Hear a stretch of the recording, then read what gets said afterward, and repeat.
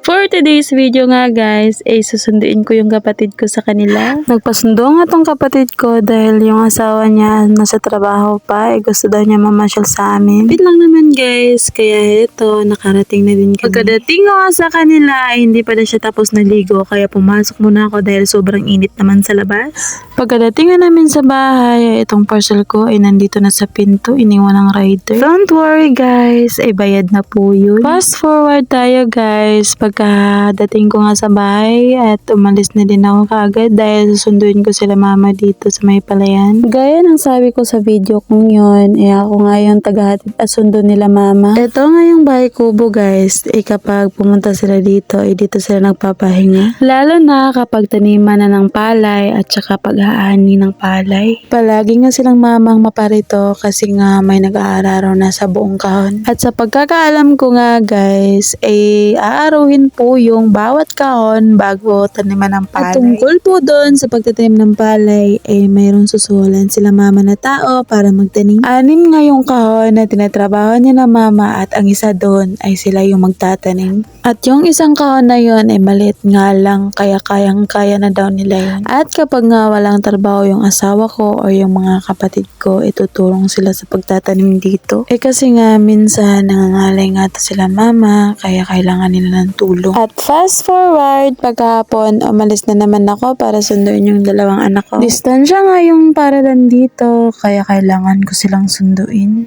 Napakaswerte nga naman ng mga bata ngayon dahil hatid sundo sila sa school. Kasi kami noon, naglalakad lang papuntang eskwelahan at pauwi.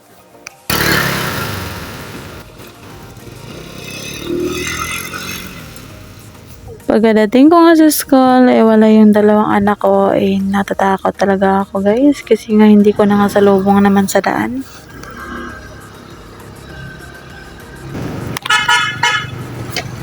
Dito sila muna lagi.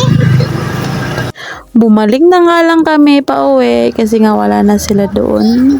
Pagbalik nga namin, nasalubong na namin sila sa daan, naglalakad. Amon mo gikan? Dito. Sa eskwelahan man namin. Hi guys. Amo gikan nga dito mo ko lambay. Hanggang dito na nga lang yung video ko guys. Maraming salamat sa panonood. God bless.